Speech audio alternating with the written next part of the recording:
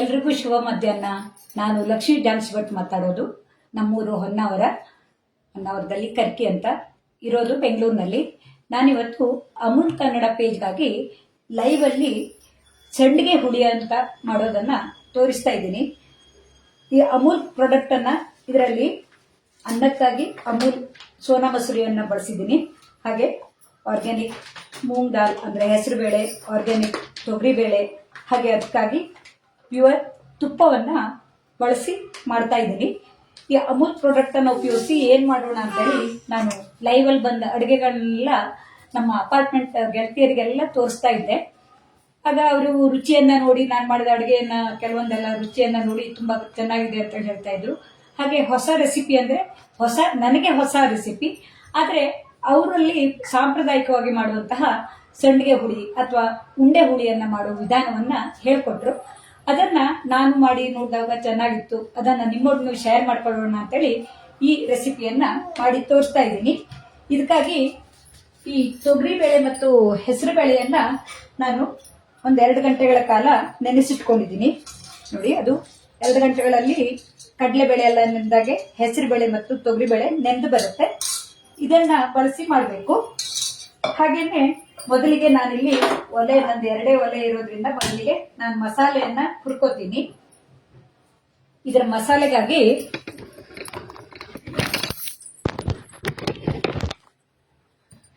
ಸ್ವಲ್ಪ ದೂರದಲ್ಲಾಗುತ್ತೆ. ಈ ಮಸಾಲೆಗಾಗಿ ನಾನು ಅಮೂಲ್ ತುಪ್ಪವನ್ನೇ ಬಳಸ್ತೀನಿ. ಯಾಕೆಂದ್ರೆ ತುಪ್ಪದಲ್ಲಿ ಯಾವುದೇ ಅಡುಗೆ ಮಾಡಿದಾಗ ರುಚಿಯಾಗಿರುತ್ತೆ. ಮಸಾಲೆಗಾಗಿ ಸ್ವಲ್ಪ ತುಪ್ಪವನ್ನು ಹಾಕೊಂಡು ಕೊತ್ತಂಬರಿ ಬೀಜ, ನಾನಿಲ್ಲಿ ಸ್ವಲ್ಪನೇ ಮಾಡ್ತಾ ಇರೋದು, ಹಾಗಾಗಿ ಸ್ವಲ್ಪ ಹಾಕ್ತಾ ಇದ್ದೀನಿ. ಸ್ವಲ್ಪ ಜೀರಿಗೆ, ಸ್ವಲ್ಪ ಮೆಂತ್ಯ, ಹಾಗೆ ಸ್ವಲ್ಪ ಕರಿಬೇವನ್ನು ಹಾಕೋಣ, ಘಮ ಚೆನ್ನಾಗಿರುತ್ತೆ ಅಂತ. ಹಾಗೆ ಖಾರಕ್ಕಾಗಿ ನಾನಿಲ್ಲಿ 2 ಮೆಣಸನ್ನ ತಗೊಂಡಿದ್ದೀನಿ, ಒಣಮೆಣಸಿನಕಾಯಿ. ಇದು ತುಂಬಾ ಖಾರ ಇದೆ, ಹಳೆಯದಾದ ಮೆಣಸಾದ್ರೂ ತುಂಬಾ ಖಾರ ಇದೆ. ಹಾಗಾಗಿ ನಾನಿಲ್ಲಿ 2 ಒಣಮೆಣಸಿನಕಾಯಿಯನ್ನ ಹಾಕ್ತಾ ಇದ್ದೀನಿ. ಇದನ್ನ ಪರಿಮಳ ಬರೋ ತನಕ ಕುಟ್ಕೋಬೇಕು.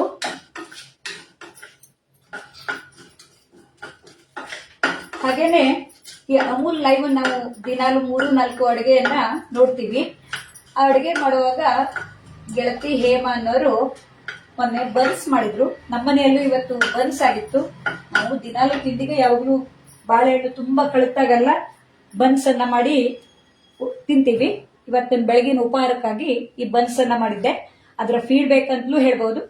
ಯಾಕೆಂದ್ರೆ ನಾವು ಲೈವ್ ಅಲ್ಲಿ ಯಾರ್ದಾರು ಒಂದು ಅಡುಗೆ ನೋಡಿದವಾಗ ನಮ್ಮನೆಯಲ್ಲೂ ಮಾಡೋಣ ಅಲ್ಲಿ ಅನ್ಸುತ್ತೆ. ನಾವು ಮಾಡ್ತಾ ಇರೋದೇ ಆದ್ರೂ ಆ ಅಡುಗೆಯನ್ನು ನಾವು ಮಾಡಿ ರುಚಿ ನೋಡೋಣ ಅಂತ ಅನ್ಸುವಂತ ದಿವಸ ಈಗ. ಮೊದಲೆಲ್ಲ ಅಕ್ಕಪಕ್ಕದವ್ರ ಮನೆಯವ್ರು ಮಾತಾಡ್ಕೊಂಡು ಮಾಡ್ತಿದ್ವಿ. ಈಗ ವಿಡಿಯೋಗಳನ್ನೆಲ್ಲ ನೋಡಿ ನಾವು ಆ ರೀತಿ ಅಡುಗೆ ಮಾಡೋಣ ಅಂತೇಳಿ ಅನ್ಸುತ್ತೆ. ನೋಡಿ, ಮಸಾಲೆ ಈ ರೀತಿ ಕೆಂಪಗಾಗಿ ಹುರ್ಕೊಂಡ್ರೆ ಸಾಕು. ನಾನು ಇದನ್ನ 2-3 ರೀತಿಯಲ್ಲಿ ಈ ಸಂಡಿಗೆಯನ್ನ ಮಾಡ್ತಾ ಇದ್ದೀನಿ. ಹಾಗಾಗಿ ಒಲೆ ಮೇಲೆ ಈ ಇಡ್ಲಿ ಪಾತ್ರೆಯನ್ನು ಇಟ್ಕೋತೀನಿ. ನಂದು 2 ಒಲೆ ಇರೋದ್ರಿಂದ ಅದು ಯಾವ್ದು ಆಗತ್ತೆ ಅದನ್ನ ಮಾಡಿ ತೋರಿಸ್ತೀನಿ. ಈ ಮಸಾಲೆಯನ್ನ ಆಮೇಲೆ ರುಬ್ಕೊಳ್ಳೋಣ. ಇದಕ್ಕೆ ನಾನು ಮೊದಲೇ ಹೇಳಿದಾಗೆ ಈ ನೆನೆಸಿಟ್ಕೊಂಡ ಹೆಸರುಬೇಳೆ ಮತ್ತೆ ತೊಗರಿಬೇಳೆ ಇರುತ್ತಲ್ಲ, ಇದನ್ನ ಮಿಕ್ಸಿ ಜಾರ್ಗೆ ಹಾಕೊಳ್ಳೋಣ. ಮೊದಲೇ ನೀರನ್ನ ಬಸ್ತು ಇಟ್ಕೋಬಹುದು. ಇದನ್ನ ಅಂಬೊಡೆ ಹಿಟ್ಟು ತರ ಮಾಡ್ಕೋಬೇಕು. ನುಚ್ಚಿನ ಉಂಡೆ ಅಂತಲೂ ಇದೇ ರೀತಿ ಮಾಡ್ತಾರೆ. ತೊಗರಿಬೇಳೆ ಮತ್ತೆ ಹೆಸರುಬೇಳೆ ಎಲ್ಲ ಹಾಕಿ ಅದು ಚೆನ್ನಾಗಿರುತ್ತೆ. ನಮ್ಮ ಕರಾವಳಿ ಕಡೆ ಮಾಡೋದು, ಕರಾವಳಿ ಮಲೆನಾಡು ಭಾಗಗಳಲ್ಲಿ ಈ ಅಡುಗೆ ಮಾಡೋದು ತುಂಬಾ ಕಡಿಮೆ ಅಂತಲೇ ಹೇಳ್ಬೇಕು. ಇದನ್ನ ನಾನು ಬೆಂಗಳೂರು ಕಡೆ ಗೆಳತಿಯರೆಲ್ಲ ಮಾಡಿದ್ದನ್ನ ನೋಡಿದ್ದೀನಿ, ಹಾಗೆ ತಿಂದಿದ್ದೀನಿ. ಈ ಹೆಸರುಬೇಳೆ ಮತ್ತೆ ತೊಗರಿಬೇಳೆಯನ್ನ ಮಿಕ್ಸಿ ಜಾರಿಗೆ ಹಾಕೊಂಡು ಇದಕ್ಕೆ ರುಚಿಗೆ ಸ್ವಲ್ಪ ಜೀರಿಗೆಯನ್ನು ಹಾಕೊಳ್ಳೋಣ. ಜೀರಿಗೆ ಸ್ವಲ್ಪ ವಾಯುಹರ ಅಂತಾರೆ, ಮತ್ತೆ ರುಚಿಯನ್ನ ಕೊಡುತ್ತೆ. ಹಾಗೆ ಖಾರಕ್ಕಾಗಿ ಒಣಮೆಣಸಿನಕಾಯಿಯನ್ನು ಹಾಕೋಬಹುದು ಅಥವಾ ಹಸಿ ಮೆಣಸಿನಕಾಯಿಯನ್ನು ಹಾಕೋಬಹುದು. ನಾನಿಲ್ಲಿ ನಮ್ಮೂರಿನಲ್ಲಿ ಸಿಗುವಂತಹ ಈ ಗಾಂಧಾರಿ ಮೆಣಸನ್ನ ಹಾಕ್ತಾ ಇದ್ದೀನಿ. ಗಾಂಧಾರಿ ಮೆಣಸು ಶರೀರಕ್ಕೆ ಒಳ್ಳೆಯದು. ಹಸಿ ಮೆಣಸಿನ ಘಮನು ಬೇರೆ ರೀತಿ ಇರುತ್ತೆ. ಇದನ್ನ ಹಾಕ್ತಾ ಇದ್ದೀನಿ ನಾನು. ಒಣಮೆಣಸಿನಕಾಯಿಯನ್ನು ಹಾಕೋಬಹುದು. ಸ್ವಲ್ಪ ಹಸಿ ಕರಿಬೇವನ್ನು ಹಾಕಿದ್ರೆ ರುಚಿ ಕೊಡುತ್ತೆ. ಹಾಗೆ ಸ್ವಲ್ಪ ಶುಂಠಿಯನ್ನು ಹಾಕೊಳ್ಳೋಣ. ಯಾಕೆಂದ್ರೆ ಶುಂಠಿ ವಾಯುಹರ ಅಂತಾರೆ. ಆಮೇಲೆ ಜೀರಿಗೆ ಹಾಕ್ಲಿಕ್ಕಿದೆ. ಇದನ್ನ ಹಾಕೊಂಡು ಅಂಬೋಡೆ ಹಿಟ್ಟಿನಂತೆ ರುಬ್ಕೊಳ್ಳೋಣ. ನಾನು ಮಿಕ್ಸಿಯಲ್ಲಿ ರುಬ್ತೀನಿ.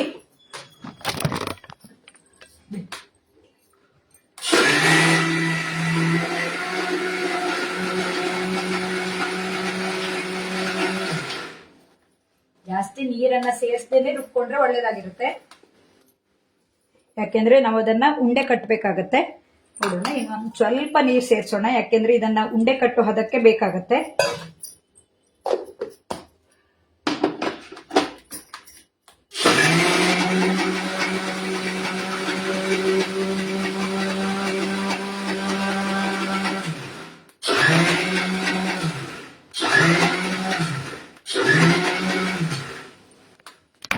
ಉಂಡೆ ಕಟ್ಟೋ ಹದ ತನಕ ನಾವು ರುಬ್ಕೋಬೇಕಾಗುತ್ತೆ. ಸ್ವಲ್ಪ ನೀರನ್ನ ಬೆರೆಸ್ಕೊಳ್ಳೋಣ. ಯಾಕೆಂದ್ರೆ ಉಂಡೆ ಕಟ್ಟಲಿಕ್ಕೆ ಬರದೇ ಇದ್ರೆ ಚೂರ್ ಚೂರಾಗಿ ಹೋಗಿರುತ್ತೆ.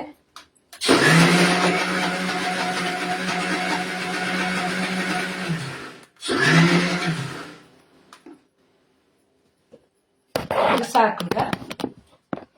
ಇದನ್ನ ಒಂದು ಬೌಲಿಗೆ ತೆಗೆದುಕೊತೀನಿ.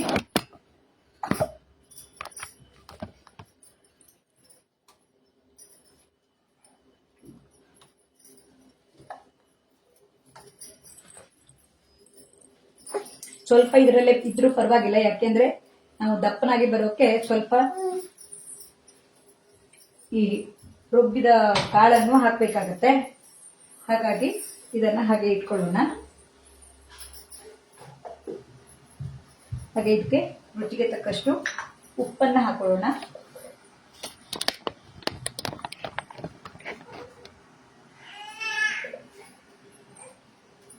ಆಮೇಲೆ ನಾವು ಮಸಾಲೆಗೂ ಉಪ್ಪು ಹಾಕ್ಲಿಕ್ಕೆ ಇರುತ್ತೆ. ಇದನ್ನ ಅಂಬೋಡೆ ಹಿಟ್ಟಿನಾಗೆ ಕಲಿಸ್ಕೊಂಡು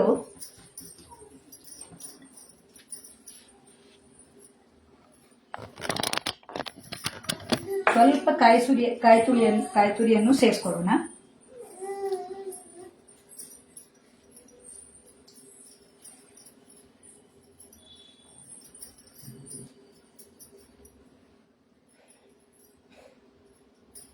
ಈ ರೀತಿ ಮಾಡಿಕೊಂಡು ಇದನ್ನ ನಾನಿಲ್ಲಿ ಬೇಯೋಕೆ ಇಡ್ತೀನಿ.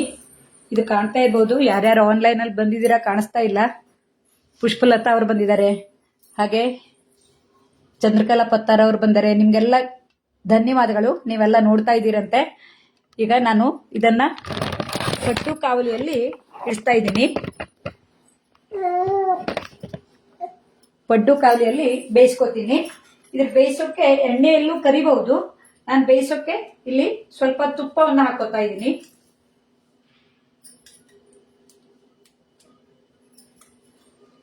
ಎಣ್ಣೆಯಲ್ಲೂ ಕರಿಬಹುದು, ಹಾಗೇನೆ ಇದನ್ನ ಉಗಿಯಲ್ಲೂ ಬೇಯಿಸ್ಕೋಬಹುದು. ನೋಡೋಣ, ಉಗಿಯಲ್ಲೂ ಬೇಯಿಸೋಕೆ ಇಡ್ತೀನಿ. ಬೇಯಿಸೋದು ಬಂದಿದ್ರೆ ಬೇಯಿಸಿದು ಬೆಂದ್ರೆ ನಾನು ಅದನ್ನು ಇದ್ರ ಜೊತೆಯಲ್ಲಿ ಇಡ್ತೀನಿ. ಮಸಾಲೆಗೆ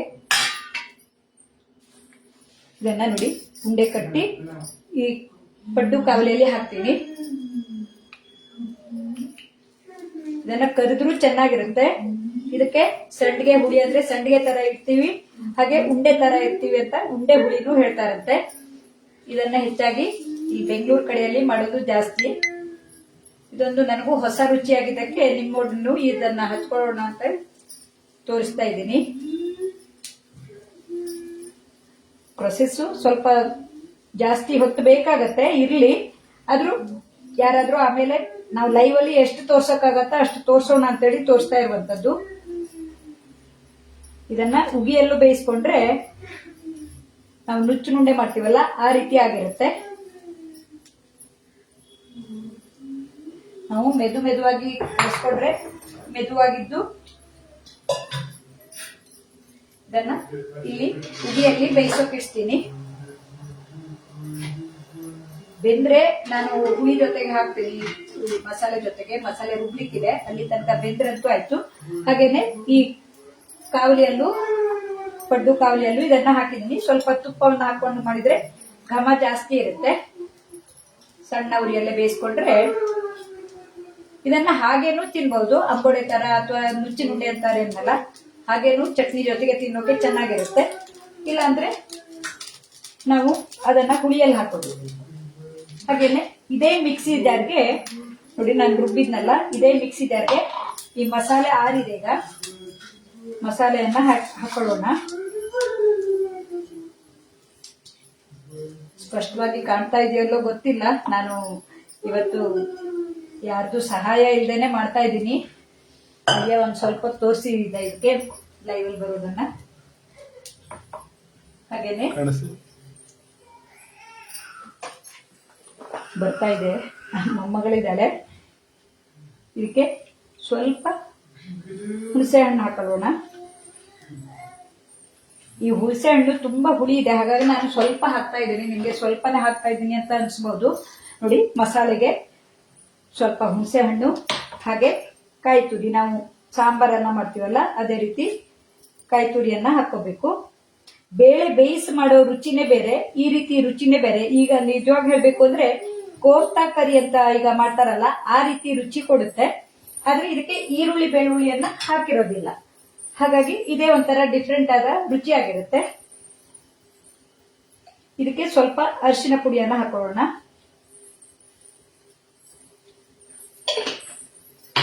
ಇದನ್ನ ಸ್ವಲ್ಪ ನೀರನ್ನ ಬೆರೆಸಿ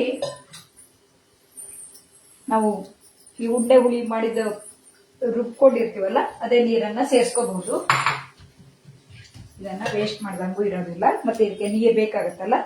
ಇದನ್ನ ಹಾಕೋದ್ರಿಂದ ಈ ಹುಳಿ ಸ್ವಲ್ಪ ದಪ್ಪನಾಗಿ ಬರುತ್ತೆ. ಇದನ್ನ ರುಬ್ಕೊಳ್ಳೋಣ. ನಿಮ್ಗೆ ಖಾರ ಪರಿಮಳಕ್ಕೆಲ್ಲ ಇದು ಬೇಕಾದ್ರೆ ಮಸಾಲ ಹಾಕೋಬಹುದು.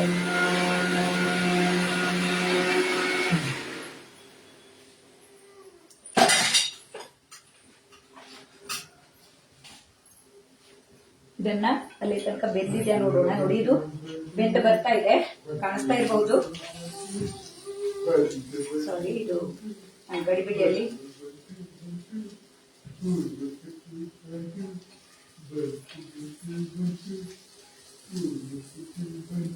ಇದು ಅಂಬೊಡೆ ತರನೇ ಬರುತ್ತೆ.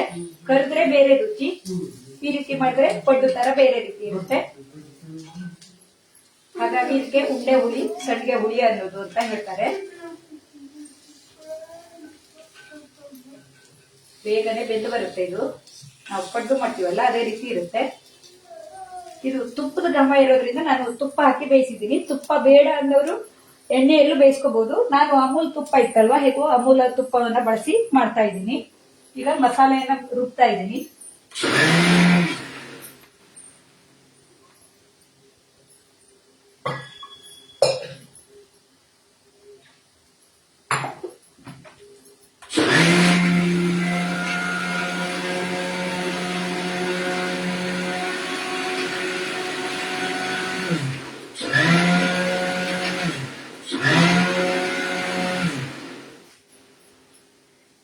ಎಲ್ಲ ಲೈವ್ ಅಲ್ಲಿ ನೋಡ್ತಾ ಇದ್ದೀರಾ.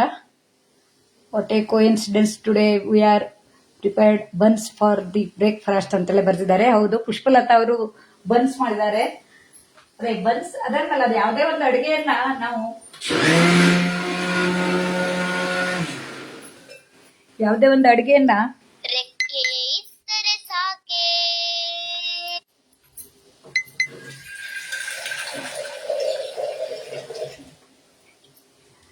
ವಿಡಿಯೋ ನೋಡಿದವಾಗ ಅದನ್ನ ನಾವು ಟ್ರೈ ಮಾಡಬೇಕು ಅಂತ ಅನ್ಸುತ್ತೆ ಅನ್ನೋದಕ್ಕೆ ಇದೊಂದು ಉದಾಹರಣೆ.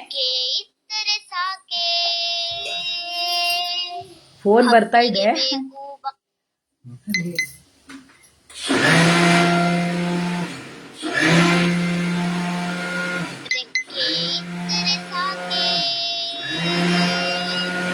ಹಕ್ಕಿಗೆ ಬೇಕು ಬಾನು, ಬಯಲಲ್ಲಿ ತೇಲುತ್ತ ತಾನು.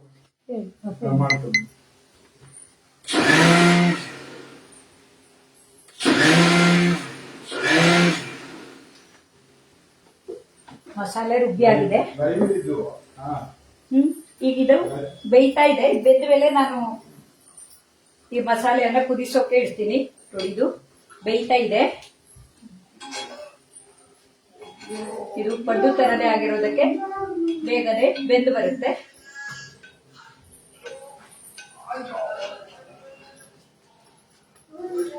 ಇಲ್ಲಿ ಉಗಿಯಲ್ಲಿ ಬೇಯಿಸಿದ್ವಿ ಯಾವ ರೀತಿ ಆಗಿದೆ ನೋಡೋಣ. ಇದು ಬೆಂದ್ರೆ ನಾನು ಒಲೆಯಲ್ಲಿ ಮಸಾಲೆಯನ್ನ ಇಡ್ತೀನಿ. ಇದು ಬೆಂದು ಬರ್ತಾ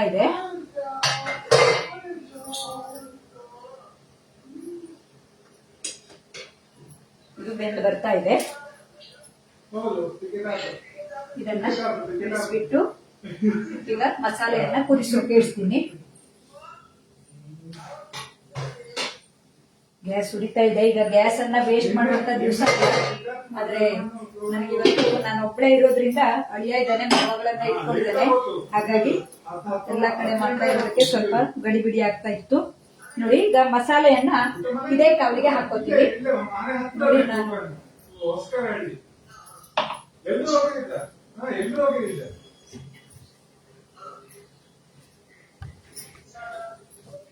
ಈ ಮಸಾಲೆಗೆ ಸ್ವಲ್ಪ ನೀರನ್ನ ಹಾಕೊಳ್ತೀನಿ. ಯಾಕೆಂದ್ರೆ ಮಸಾಲೆ ದಪ್ಪನಾಗಿದ್ರೆ ಅನ್ನದೊಡನೆ ಊಟ ಮಾಡೋಕೆ ಚೆನ್ನಾಗಿರೋದಿಲ್ಲ. ಇದಕ್ಕೆ ನೀರನ್ನ ಹಾಕಿ ತೆಳುವನಾಗೆ ಮಾಡ್ಕೋಬೇಕು. ಯಾಕೆಂದ್ರೆ ನಾವು ಈ ಸಂಡಿಗೆ ಅಥವಾ ಉಂಡೆ ಅಂತ ಮಾಡಿರ್ತೀವಲ್ಲ, ಅದನ್ನು ಹಾಕೋಕಿರುತ್ತೆ.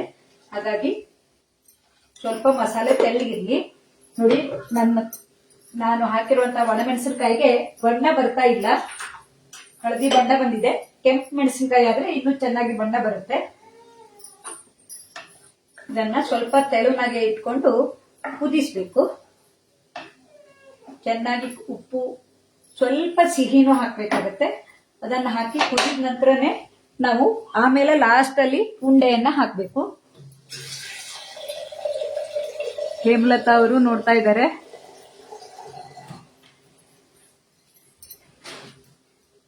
ಆದ್ರೆ ನಾವು ಈ ಅಮೂಲ್ ಅಡಿಗೆಯಲ್ಲಿ ಏನೇನ್ ಖುಷಿ ಖುಷಿಯನ್ನ ಅನುಭವಿಸ್ತೀವಿ ಅನ್ನೋದನ್ನ ಉಳಿದವರು ವಿಡಿಯೋ ನೋಡಿದವಾಗ ಗೊತ್ತಾಗಬಹುದು. ಯಾಕೆಂದ್ರೆ ದಿನಕ್ಕೊಂದ್ ರೀತಿ ಹೊಸ ಹೊಸ ಅಡಿಗೆ, ಹೊಸ ಹೊಸ ರುಚಿ ಎಲ್ಲ ಕಲಿತಾ ಇದೀವಿ. ನಾವು ಮಾಡೋದಷ್ಟೇ ಅಲ್ಲ, ಬೇರೆಯವರು ಮಾಡ್ತಾರೆ. 2-3 ಜನ ಲೈವ್ ಅಲ್ಲಿ ಅಡಿಗೆ ಮಾಡ್ತಾರೆ. ನಾನೇ ಈಗಾಗಲೇ 12 ಅಡಿಗೆಯನ್ನ ಮಾಡಿದೀನಿ ಈ 1-2 ತಿಂಗಳಲ್ಲಿ. ಹೀಗೆ ತುಂಬಾ ಮಂದಿ ಮಾಡ್ತಾರೆ. ಅಮೂಲ್ ಪ್ರಾಡಕ್ಟ್ ಅನ್ನು ಉಪಯೋಗಿಸಿ ಏನೆಲ್ಲ ಮಾಡಬಹುದು ಅನ್ನೋದನ್ನ ತೋರಿಸ್ತೀವಿ. ನಾವು ಎಲ್ಲ ಬ್ರ್ಯಾಂಡ್ ಅಡಿಗೆ ಪದಾರ್ಥಗಳನ್ನ ತಗೊಳ್ತೀವಿ. ಆದ್ರೆ ಈ ಅಮೂಲ್ ಪದಾರ್ಥಗಳಲ್ಲೂ ಯಾವ್ಯಾವ ಅಡಿಗೆ ಮಾಡಬಹುದು ಅನ್ನೋದನ್ನ ಈ ಅಮೂಲ್ ಕನ್ನಡ ಪೇಜ್ ನೋಡಿದ್ರೆ ನಿಮ್ಗೆ ಗೊತ್ತಾಗುತ್ತೆ. ನೋಡಿ, ಈ ಉಂಡೆ ಬೆಂದಿದೆ. ನಾನು ಈ ಕಾವಲಿಯಿಂದ ಇದನ್ನ ಇಲ್ಲೇ ಇಡ್ತೀನಿ. ಒಂದ್ಸಲ ಗರಿ ಗರಿಯಾಗಿರ್ಲಿ. ಆಮೇಲೆ ಲಾಸ್ಟ್ ಅಲ್ಲಿ ಹಾಕ್ಬೇಕು. ಇದನ್ನ 2 ರುಚಿಯ ಸಂಡಿಗೆ ಈ ಹುಳಿಯಲ್ಲಿ ರುಚಿಯನ್ನ ಕೊಡುತ್ತೆ. ಇದು ಚೆನ್ನಾಗಿ ಕುದಿಬೇಕು. ಇದಕ್ಕೆ ರುಚಿಗೆ ಉಪ್ಪನ್ನ ಹಾಕೋಣ. ಯಾಕೆಂದ್ರೆ ನಾವು ಈ ಸಂಡಿಗೆಗಷ್ಟೇ ಉಪ್ಪು ಹಾಕಿದ್ದು, ಇದಕ್ಕೆ ಉಪ್ಪು ಬೇಕಾಗತ್ತೆ. ನಾವು ಸಾಂಬಾರೆಲ್ಲ ಮಾಡ್ತೀವಲ್ಲ, ಅದೇ ರೀತಿ ಇದಕ್ಕೂ ಒಂಚೂರು ಉಪ್ಪು, ಹಾಗೇನೆ ಸ್ವಲ್ಪ ಸಿಹಿಗೆ ಅಮೂಲ್ ಸಕ್ಕರೆಯನ್ನು ಹಾಕ್ಬೋದು. ಆದ್ರೆ ನಾನಿಲ್ಲಿ ನಮ್ಮೂರಿನ ಜೋನಿ ಬೆಲ್ಲ ತೋರಿಸೋಣ ಅಂತೇಳಿ ಜೋನಿ ಬೆಲ್ಲವನ್ನ ತೋರಿಸ್ತಾ ಇದ್ದೀನಿ. ಜೋನಿ ಬೆಲ್ಲವನ್ನ ನಾನು ಇದಕ್ಕೆ ಹಾಕ್ತಾ ಇದ್ದೀನಿ. ಈ ಜೋನಿ ಬೆಲ್ಲ ಅಂದ್ರೂ ಆರ್ಗ್ಯಾನಿಕ್ ಆಗಿರುವಂತದ್ದು. ಸ್ವಲ್ಪ ಸಿಹಿ ಆಗುವಷ್ಟು, ಸಿಹಿ ಬೇಡ ಅಂದ್ರೆ ಹಾಕ್ದೇನೂ ಇರಬಹುದು. ಇದು ಚೆನ್ನಾಗಿ ಈ ಹಸಿ ನಾವು ತೊಗರಿ ಬೇಳೆ ರುಬ್ಬಿದ್ದಿರುತ್ತಲ್ಲ, ಅದು ಬೇಯೋ ತನಕ ಸ್ವಲ್ಪ ಕುದಿ ಬರಬೇಕು. ಆವಾಗ ಇದಕ್ಕೆ ರುಚಿ ಜಾಸ್ತಿ ಬರುತ್ತೆ. ಸ್ವಲ್ಪ ದಪ್ಪನಾಗಿದೆ ಅಂತ ಅನಿಸಿದ್ರೆ ಮೊದಲೇ ನೀರ್ ಹಾಕೊಳ್ಳಿ. ಆಮೇಲೆ ನೀರ್ ಹಾಕಿದ್ರೆ ಚೆನ್ನಾಗಿರೋದಿಲ್ಲ. ಕುದಿಯುವಾಗ್ಲೇ ನಾವು ಬೇಕಾಗುವಷ್ಟು ನೀರನ್ನ ಹಾಕೋಬೇಕು. ತೊಗರಿ ಬೇಳೆ ಹಾಕಿ ನೀವೆಲ್ಲ ಸಾಂಬಾರ್ ಅಂತೀವಿ, ನಾವು ಹುಳಿ ಅಂತೀವಿ. ಅದನ್ನ ಮಾಮೂಲಾಗಿ ಎಲ್ಲರೂ ಮಾಡ್ತೀವಿ. ಆದ್ರೆ ಇದು ವಿಭಿನ್ನ ರೀತಿಯ ರುಚಿಯನ್ನ ಕೊಡುತ್ತೆ ಅಂತ ಈ ಸಂಡಿಗೆ ಹುಳಿಯನ್ನ ನಿಮ್ಮೊಡನೆ ಹಂಚಿಕೊಳ್ತಾ ಇದ್ದೀನಿ. ಈ ಕಾವಲಿಯನ್ನ ಇಳಿಸ್ಕೊತೀನಿ. ಇದಕ್ಕೊಂದು ಒಗ್ಗರಣೆ ಬೇಕು. ಕೊಟ್ಟು ಕಾವಲಿಯನ್ನ ಕೆಳಗಿಟ್ಕೊತೀನಿ. ನೋಡಿ, ಇದು ಚೆನ್ನಾಗಿ ಕುದಿ ಬರಬೇಕು. ಇದಕ್ಕೆ ಒಂದು ಒಗ್ಗರಣೆಯನ್ನ ತಯಾರು ಮಾಡ್ಕೋತೀನಿ. ಉದ್ದಿನ ಬೇಳೆ, ಸಾಸಿವೆ, ಕರಿಬೇವು, ಹಾಗೆ ನಾನು ಇಂಗನ್ನು ಹಾಕ್ತೀನಿ. ಅದು ಚೆನ್ನಾಗಿ ಕುದಿ ಬರಲಿ. ಪರಿಮಳದ ಇಂಗನ್ನ ಹಾಕಿದ್ರೆ ಯಾವುದೇ ಅಡುಗೆಗೆ ರುಚಿಯನ್ನ ಕೊಡುತ್ತೆ.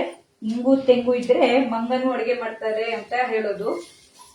ನಮ್ಗೆ ಹಿಂಗಿಲ್ದೆ ಅಡುಗೆನೇ ಇಲ್ಲ ಅನ್ಬೇಕು. ನಾವು ಉಳ್ಳಾಗಡ್ಡೆ, ಬೆಳ್ಳುಳ್ಳಿ ಹಾಕದೇ ಇದ್ದಾಗ ಹಿಂಗನ್ನ ಉಪಯೋಗಿಸ್ತೀವಿ. ಯಾಕೆಂದ್ರೆ ಅದು ವಾಯುವಾಹಾರ ಆಗಿರುತ್ತೆ, ಜೀರ್ಣಕಾರಿಯಾಗಿರುತ್ತೆ. ಈ ಒಗ್ಗರಣೆಯನ್ನ ತುಪ್ಪದಲ್ಲೇ ಕೊಡ್ತೀನಿ. ಯಾಕೆಂದ್ರೆ ಇದಕ್ಕೆಲ್ಲ ತುಪ್ಪ ಉಪಯೋಗಿಸಿದೀನಲ್ಲ, ತುಪ್ಪದ ಘಮ ಇರುತ್ತೆ ಅಂತ. ಎಣ್ಣೆಯಲ್ಲೂ ಹಾಕ್ಬೋದು.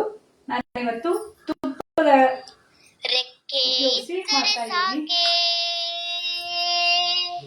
ಹಕ್ಕಿಗೆ ಬೇಕು. ಗಾಯತ್ರಿ. ಇದು ಚೆನ್ನಾಗಿ ಕುದೀತಾ ಇರಲಿ. ಇದಕ್ಕೆ ಒಗ್ಗರಣೆಯನ್ನು ಹಾಕಿ ಆಮೇಲೆ ಈ ಸಂಡಿಗೆಯನ್ನು ಹಾಕಿದರೆ ರುಚಿ ರುಚಿಯಾದ ಸಂಡಿಗೆ ಹುಳಿ ಅಥವಾ ಉಂಡೆ ಹುಳಿ ಸಿದ್ಧವಾಗುತ್ತೆ. ಇದು ಯಾವ ರೀತಿ ಇರುತ್ತೆ ಅಂತ ತೋರಿಸ್ತೀನಿ. ಬೆಂದು ಬಂದಿದೆ.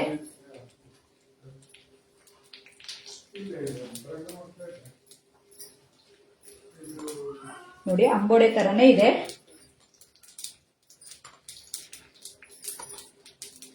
ಗರಿ ಗರಿಯಾಗಿ ಇರುತ್ತೆ. ಕರಿದ್ರೂ ಚೆನ್ನಾಗಿರುತ್ತೆ.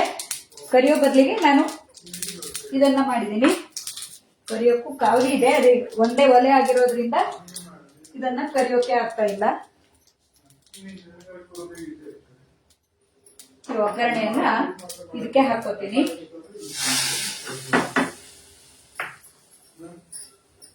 ನೋಡಿ, ಇಂಗಿನ ಪರಿಮಳದ ಒಗ್ಗರಣೆ ಇದಕ್ಕೆ ತುಂಬಾ ಘಮವನ್ನ ಕೊಡುತ್ತೆ.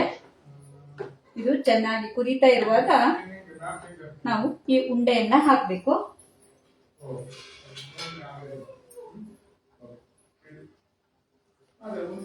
ನೋಡಿ, ಇದು ಬೆಂದು ಬಂದಿದೆ. ನಾನು ಉಗಿಯಲ್ಲಿ ಬೇಯಿಸಿದ್ದೀನಲ್ಲ, ಇದು ಬೆಂದು ಬಂದಿದೆ. ಒಂದ್ ವೇಳೆ ಸ್ವಲ್ಪ ಬೆಂದಿಲ್ಲ ಅಂದ್ರೂ ನಾವು ಇದರಲ್ಲಿ ಕುದಿಸುವಾಗ ಅದು ಚೆನ್ನಾಗಿ ಅಲ್ಲೇ ಈ ರಸವನ್ನೆಲ್ಲ ಹೀರ್ಕೊಂಡು ಇನ್ನೊಮ್ಮೆ ಬೆಂದು ಬರುತ್ತೆ. ಇದೆರಡು ಉಂಡೆಯನ್ನ ಹಾಕ್ತೀನಿ. ಇದನ್ನ ಮಧ್ಯೆ ಮಧ್ಯೆ ತಿನ್ನುವಾಗ ತುಂಬಾ ರುಚಿಯಾಗಿರುತ್ತೆ. ಇದನ್ನು ಹಾಕ್ತೀನಿ, ಮತ್ತೆ ಕರ್ದಿದ್ದನ್ನು ಹಾಕ್ತೀನಿ. ಇದನ್ನ ಹಾಗೇನು ತಿನ್ಬಹುದು.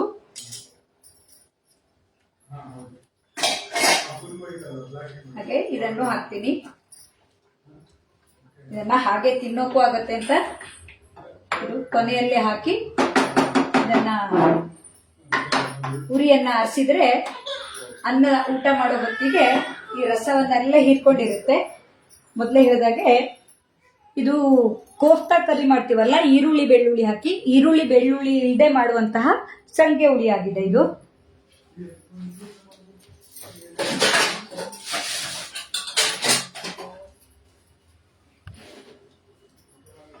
ಇದು ಈಗ ನೋಡಿ ಈ ರೀತಿಯಾಗಿ ಬರುತ್ತೆ. ಮಸಾಲೆ ತೊಗರಿಬೇಳೆ ಇಲ್ಲದೆ ಇರುವಂತಹ ಮಸಾಲೆ ಆಗಿರುತ್ತೆ.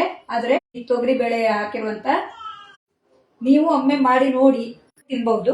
ಆದ್ರೆ ಅನ್ನದೊಟ್ಟಿಗೆ ಹುಳಿ ಆಗಿರೋದ್ರಿಂದ ಅನ್ನದೊಟ್ಟಿಗೆ ತುಂಬಾ ಚೆನ್ನಾಗಿರುತ್ತೆ. ನೀವು ಇದನ್ನ ಮನೆಯಲ್ಲಿ ಮಾಡಿದ್ರೆ, ನಾನು ಮಾಡಿದ್ರಲ್ಲಿ ಏನಾದ್ರೂ ತಪ್ಪುಗಳಿದ್ರೆ ಹೇಳಿ. ಇದೊಂದು ಹೊಸ ಅಡಿಗೆ ಅಂತ ನಾನು ನಮ್ಮ ಅಪಾರ್ಟ್ಮೆಂಟ್ ಗೆಳತಿಯರು ಹೇಳ್ಕೊಟ್ಟಿದ್ದಾಗಿದ್ದರಿಂದ ನಿಮ್ಮೊಡನೆ ಹಂಚಿಕೊಳ್ತಾ ಇದ್ದೀನಿ. ನೀವು ಮಾಡಿರಬಹುದು. ಇದೊಂದು ಹೊಸ ರುಚಿಯಾಗಿರೋದ್ರಿಂದ ತುಂಬಾ ಖುಷಿಯನ್ನ ಕೊಡುತ್ತೆ. ಇಲ್ಲಿ ಶುಭ ಅವರು ನೋಡ್ತಾ ಇದ್ದಾರೆ. ಅಮೂಲ್ ಕನ್ನಡ ಪೇಜ್ನಲ್ಲಿ ಯಾರೋ ಬಂದಿದ್ದಾರೆ. ಅದವರು ಯಾರೋ ಆ ಪೇಜ್ನಲ್ಲಿ ಇದ್ದವರು ಯಾರು ಅಂತೇಳಿ ಸೂಪರ್ ಎಲ್ಲ ಹಾಕಿದ್ದಾರೆ, ನೈಸ್ ಅಂತೇಳೆಲ್ಲ ಹಾಕಿದ್ದಾರೆ. ಎಲ್ಲರದ್ದು ಕಮೆಂಟ್ಗೆ ತುಂಬಾ ಧನ್ಯವಾದಗಳು. ಯಾಕೆಂದ್ರೆ ಇದೊಂದು ಲೈವ್ ಅಲ್ಲಿ ಅಡುಗೆ ಮಾಡುವಾಗ ನಿಮ್ಮೆಲ್ಲರ ಪ್ರೋತ್ಸಾಹ ಇದ್ರೆ ಒಂದು ಖುಷಿಯನ್ನ ಕೊಡುತ್ತೆ. ಈ ಅಡುಗೆ ಮಾಡುವಾಗ ನಾ ಮೊದಲೇ ಹೇಳಿದಾಗೆ 4 ಗೋಡೆ ಮಧ್ಯದಲ್ಲಿ ನಾವು ಅಡುಗೆ ಮಾಡುವವರು. ಇಂಥ ಅವಕಾಶ ಲೈವ್ ಅಲ್ಲಿ ಮಾಡುವಾಗ ನಮ್ಮ ತಪ್ಪು ಒಪ್ಪುಗಳೆಲ್ಲ ಗೊತ್ತಾಗುತ್ತೆ. ನಾವೇನಾದ್ರೂ ಅದರಲ್ಲಿ ಹೆಚ್ಚು ಕಡಿಮೆ ಮಾಡದಿದ್ರೆ ಏನಿದ್ರೂ ಗೊತ್ತಾಗತ್ತೆ. ಸರಿಯಾಗಿದ್ದದನ್ನ ಸರಿಯಾಗಿದೆ ಅಂತ ಹೇಳ್ಬಹುದು, ತಪ್ಪಾಗಿದ್ದನ್ನ ಇಲ್ಲಿ ತಪ್ಪಾಗಿದೆ ಅಂತ ಹೇಳೋಕೆ ಇದೊಂದು ಒಳ್ಳೆ ಅವಕಾಶ. ಇಂಥ ಅವಕಾಶವನ್ನ ಅಮೂಲ್ ಕನ್ನಡ ಪೇಜ್ನವರು ನಮ್ಗೆಲ್ಲ ಒದಗಿಸಿದ್ದಾರೆ. ನಾವೆಲ್ಲ ತುಂಬಾ ಮಂದಿ ಇದರಲ್ಲಿ ಪ್ರತಿನಿತ್ಯ 2-3 ಅಡುಗೆಯನ್ನ ಮಾಡ್ತೀವಿ. ಈ ಅಮೂಲ್ ಪ್ರಾಡಕ್ಟ್ ಅನ್ನು ಉಪಯೋಗಿಸಿ ಮಾಡುವಂತಹ ಇಂತಹ ಹೊಸ ಹೊಸ ರೆಸಿಪಿಗಳು ನಿಮ್ಮ ಮನೆಯಲ್ಲೂ ಬರಲಿ. ನಾವು ಇನ್ನೊಂದು ಹೊಸ ರೀತಿಯನ್ನ ನೋಡೋಕ್ಕೂ ಅವಕಾಶ ಆಗತ್ತೆ. ಮುಂದಿನ ಲೈವ್ನಲ್ಲಿ ನನ್ನ ಬೇರೆ ಬೇರೆ ಅಡುಗೆಗಳನ್ನ ನೀವೆಲ್ಲ ನೋಡಬಹುದು. ನಿಮ್ಮೆಲ್ಲರ ಪ್ರೋತ್ಸಾಹಕ್ಕಾಗಿ ಧನ್ಯವಾದಗಳನ್ನು ಅರ್ಪಿಸ್ತಾ ನಾನು ಈ ಅಡುಗೆ ವಿಡಿಯೋವನ್ನ ಮುಗಿಸ್ತಾ ಇದ್ದೀನಿ.